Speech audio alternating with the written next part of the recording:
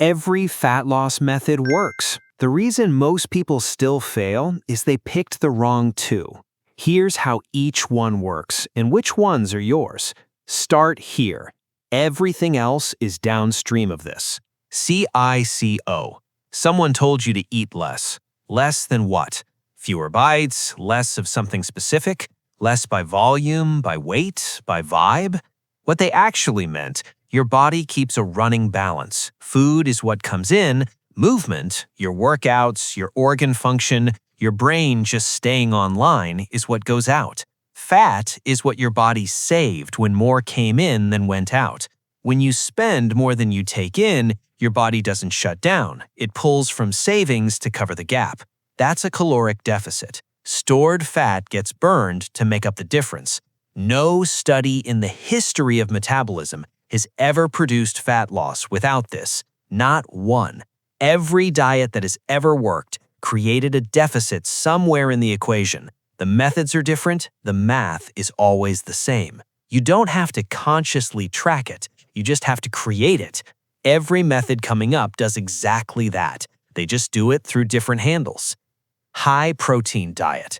Most dietary methods work by making you eat less. The protein is the one that makes you want to eat less. Build your meals around it. Prioritize protein over everything else on the plate, not just add it on top. And something quiet happens. You stop being hungry all the time. Without counting a single calorie, without deciding to restrict, protein burns roughly 20 to 30% of its own calories just being processed. Your body spends approximately 25 calories digesting every 100 calories of protein you eat. Carbs and fat cost around 5 to 10%. Protein is the only macronutrient that charges for its own admission. Then, it does a second job. Protein suppresses ghrelin, the hormone your stomach sends your brain when it wants food. More protein, quieter ghrelin, less total intake. Not because you decided to eat less, because your chemistry changed. And during a caloric deficit, protein does a third thing. It tells your body to preserve muscle rather than burn it, which matters for everything that follows. High-protein diets consistently outperform lower-protein diets on fat loss and muscle preservation, even when total calories are matched. That's not magic. That's what happens when you stop being hungry enough to accidentally blow the deficit. The supplement industry spends billions hoping you don't notice the answer was in the food aisle the whole time. Low carb or keto. Most people lose 5 pounds in the first week on keto and think they've cracked the code. Then someone mentions water weight, and the whole thing feels like a scam. It's not a scam. The first week drop is real. It's just not 5 pounds of fat. Glycogen, the stored form of carbohydrates in your liver and muscles, holds 3 to 4 grams of water per gram of glycogen. Cut carbs below around 50 grams a day and you deplete those stores fast, the water leaves with them. 5 pounds in a week is real. It's just not the thing you're trying to lose. Once glycogen is gone, your liver starts converting fatty acids into ketone bodies, basically switching to a backup fuel source. Same output, different line. It was always there. You just never needed it while the main one was running.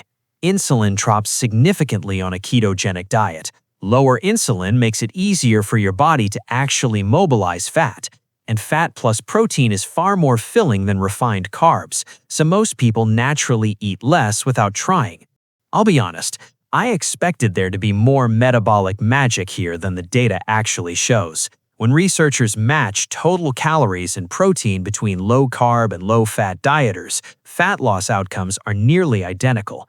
Keto works because it makes the deficit easier to stay in. That's the actual advantage, not the ketones. The keto community and the calorie counting community have been arguing about this for years. They're doing the same math, they just refuse to admit it. Intermittent fasting. The person who skips breakfast, eats between noon and 8, and suddenly has a diet strategy with a name and a subreddit. Intermittent fasting works, and the reason it works is considerably less mysterious than the apps suggest. The most common protocol, 16 hours fasting, 8 hours eating window, works mainly by compressing the time in which you can eat. Shorter window, fewer opportunities to overshoot. Most people who follow IF end up eating less total food without feeling like they're restricting. The deficit still has to be there, The structure just makes it harder to accidentally blow past it. And to be fair, IF does produce real hormonal effects during the fasting window. Insulin drops, which opens the environment for fat mobilization. Norepinephrine rises. There's data on growth hormone pulses. Those effects are real, but when researchers match total calories between intermittent fasters and people eating throughout the day, fat loss outcomes are nearly identical.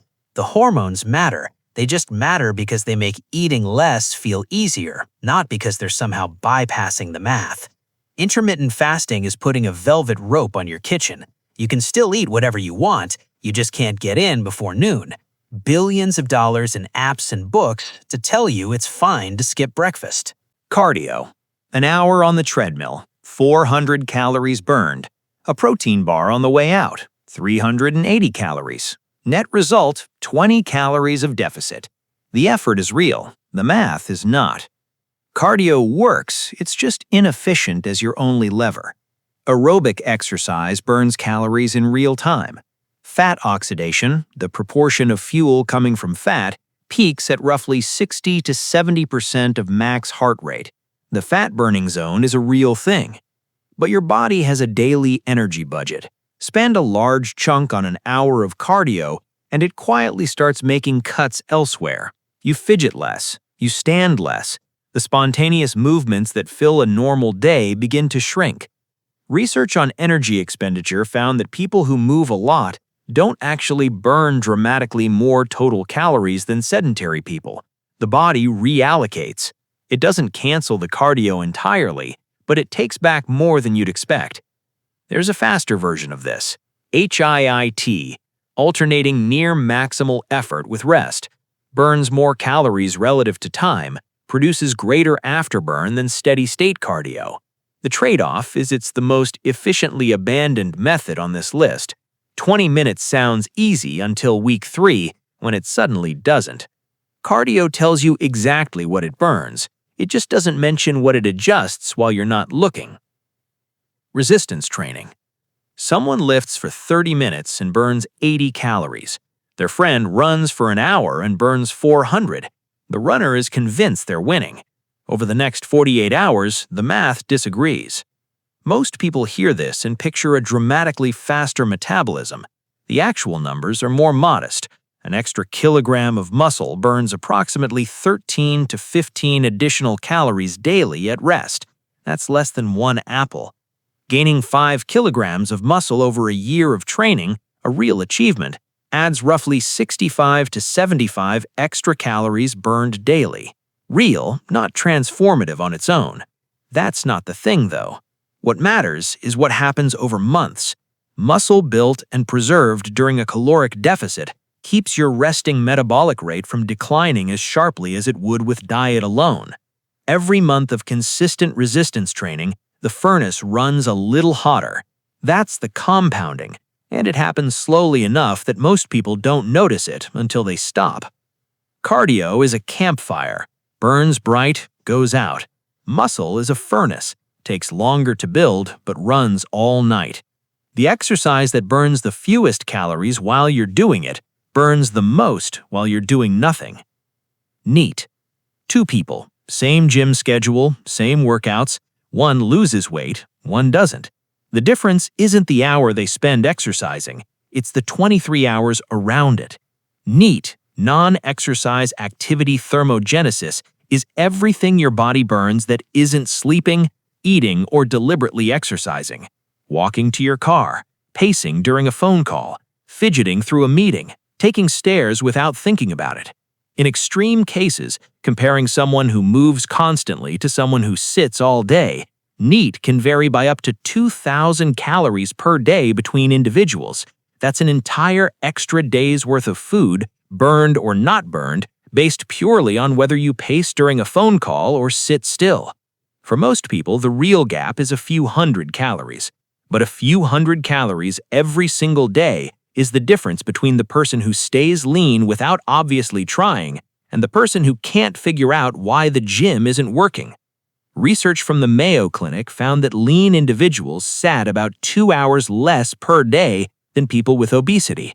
Not 2 hours of structured exercise, 2 hours of spontaneous movement, standing instead of sitting, walking between rooms instead of staying in one. 1 hour at the gym, 23 everywhere else. The leanest people you know aren't always the ones training hardest, they just never really stopped moving between workouts. Sleep. You're doing everything right, tracking every meal, gym 5 days a week, still not losing fat, and you think it's a discipline problem. It's not. It's a biology problem, and it's running through your hormones. Sleep deprivation raises ghrelin, the hormone your stomach sends your brain when it wants food, and drops leptin, the signal that tells you you're full. The hunger alarm gets louder, the I'm done signal stops showing up. You eat more, feel less satisfied, and specifically crave calorie-dense food, not because you're weak, because your chemistry changed overnight. Stack chronic stress on top, which keeps cortisol elevated and promotes fat storage, and the same craving cycle runs from a second angle simultaneously. Your body reads poor sleep exactly the way it reads a famine. Both look identical from the inside: stressed, depleted, short on resources. And in the famine, the body doesn't burn fat, it hoards it. In one of the most cited studies on this, the same people went through 2 conditions, sleeping 8.5 hours a night, then 5.5, each for 14 days under identical caloric restriction. Both conditions produced similar total weight loss, but the 5.5-hour group produced 55% of that weight loss as fat. Same food, same deficit. More than half of what they lost wasn't what they were trying to lose. The 5 a.m. alarm was never the problem. The 11 p.m. bedtime was. The last one, half the internet calls it cheating. GLP-1 receptor agonists. The person who tried everything for years and finally agreed to try medication and then felt like they cheated. Let's look at what actually happened. Your gut produces a hormone after you eat called GLP-1, your body's signal for fullness. In people whose satiety signal is chronically weak or blunted, that signal never quite lands. The whisper doesn't carry. GLP-1 receptor agonists turn it into a loudspeaker. Semaglutide, Ozempic for type 2 diabetes, Wegovy for weight management, mimics GLP-1, slows gastric emptying, acts on appetite-regulating centers in the brain, and reduces the brain's reward response to food. In the Step 1 trial, people with obesity lost an average of nearly 15% of body weight over 68 weeks.